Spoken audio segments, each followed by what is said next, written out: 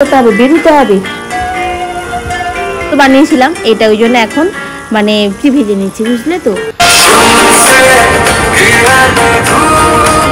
ঘড়ির কাটা ওই 6টার ঘরে, আর ওই দিকটাতে দেখছি একটু আকাশটা কেমন কালো করে এসেছে।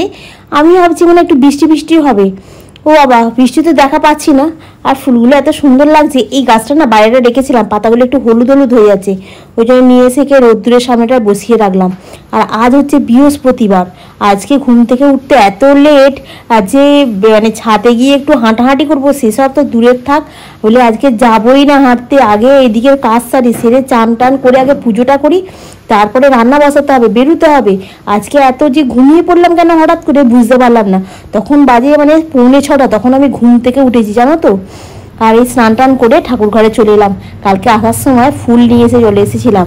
সেই ফুল মালা তো কি দাম বলছি জানো তো। এই মালাগুলো সামান্য 5 টাকা করে, ফার্স্টে বলছিল 6 টাকা, তারপর আমি বলছি যে ঠিক আছে 5 টাকা করে নিন, বলে আবার 5 টাকা করে নিল।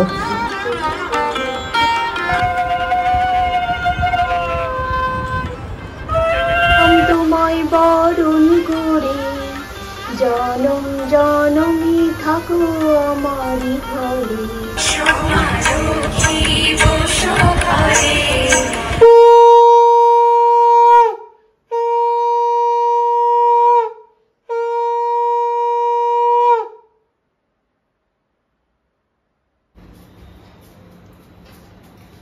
সিরামটা একটু মাথায় লাগালে না জ্বরটা ছেড়ে যায়।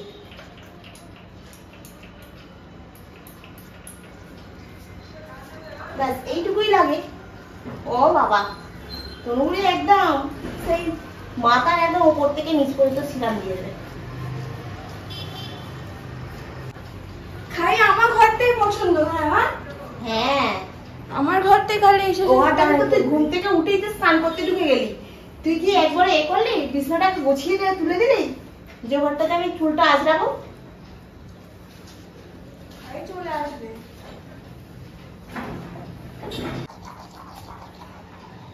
চুল 2-4টে করে রেগুলার ওঠে, যতই যাই করো না কেন।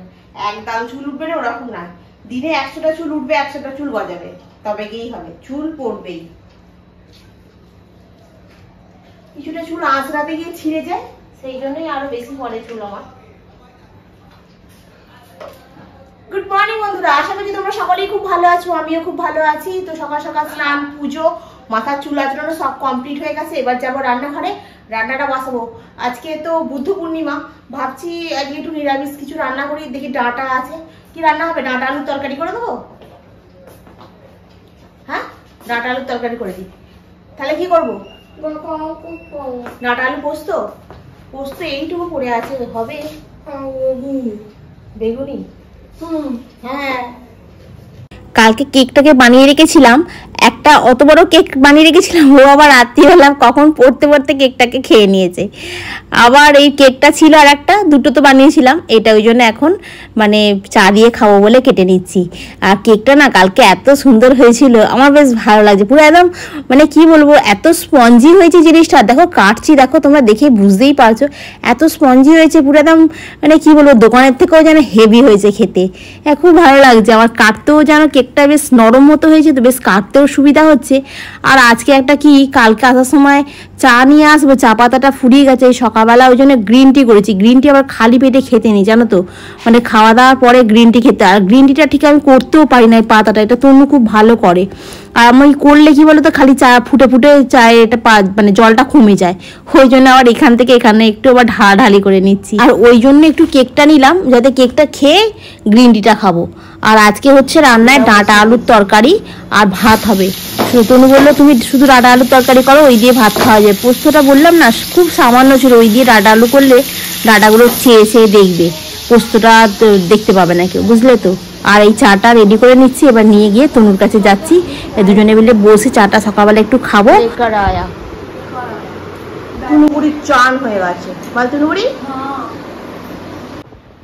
আজকে রান্নায় হয়েছে ডাঁটা দিয়ে আলু দিয়ে তরকারি, আর এখানে হয়েছে ভাত। গরম কড়াইটা ভিজিয়ে রেখেছি, রাত্রির বেলায় হবে ঘুগনি।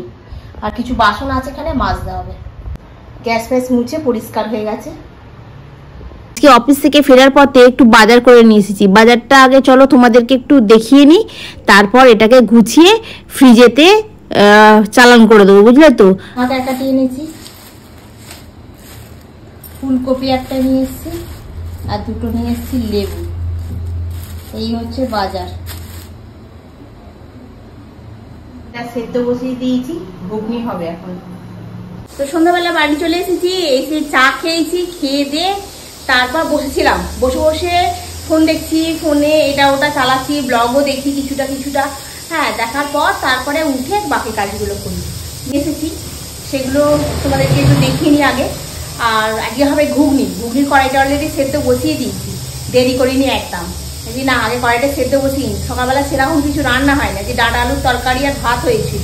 কেন কি তোমার আজকে বুদ্ধ পূর্ণিমা, সেই জন্য আজকে অন্য কিছু রান্না করিনি, নিরামিষ করেছি। আর আজকে আমি ভাতও খাইনি, সকালবেলা তোমার একটু ছাতু গুলে খেয়ে চলে গেছিলাম, ব্যাস। আর সেন্টারে রুটি খেয়েছি, আর এখন ওই জন্য একটু লুচি করবো। তনুকে এবার জিজ্ঞাসা করি, দেখবে লুচি খাবি তনু, রাত্রিবেলা লুচি খাবি? খুব মজা পায়, লুচি আর ঘুগনি হবে, ঘুগনি। তো কড়াইটা ওই জন্য সেদ্ধ বসিয়ে দিচ্ছি, ওই জন্য জিজ্ঞাসা করলাম খাবি। তো চলো আগে রান্না বান্নাগুলো একটু করে নিই, মানে ময়দা ফয়দাগুলো মেখে রেডি করে নিই। ফ্রিজে বলছি, বেসিনে অনেকগুলো বাসন আছে জানো তো, সেই বাসনগুলো মাজতে হবে।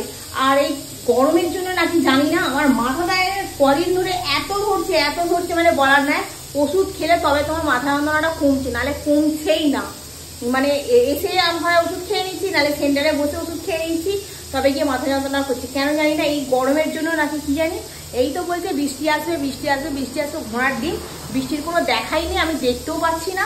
খালি গরমে মানে এত গরম পড়ছে, একদিন যদি একটু বৃষ্টি পড়লো তো সারা দিন পরের দিন থেকে মানে রোদ একদম ঝলমল করছে একদম চারিধারে। যাই হোক, বৃষ্টিটা হলে একটু শান্তি পাই, মানে এত গরম না আর নিতে পারা যাচ্ছে না। চলো কড়াইটা প্রায় সেদ্ধ হয়ে গেছে, সি অনেকক্ষণ ধরে করছে, বন্ধ করে দিই, দিয়ে একটুখানি ময়দা মেখে ফেলি, মেখে ঝটপট করে রান্নাটা করে নিই। এখন আমি রান্না করতে চলে এসেছি সাইডারি পরে ব্যালকনির সামনে, কারণ আমি এখন লুচির একটা রিলস পোস্ট করবো বলে, সেই জন্য এখন আমি লুচি ভেজে নিচ্ছি, বুঝলে তো।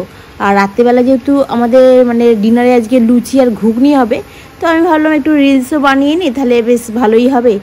আর ওই জন্য তোমাদের সঙ্গে একটু শেয়ারও করে দিলাম যে আমি মানে কিভাবে রিলস বানাই। দেখো, যে আমি অফিস থেকে বাড়ি আসার পর তারপরে আবার এত পরিশ্রম মানে আমাকে করতে হচ্ছে, বুঝতে পারছো তো।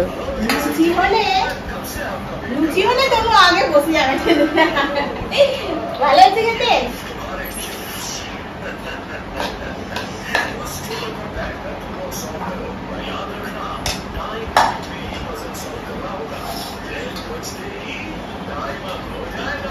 অনেকদিন পর হলো ময়দার লুচি, বল যদি না অমৃত লাগছে খেতে।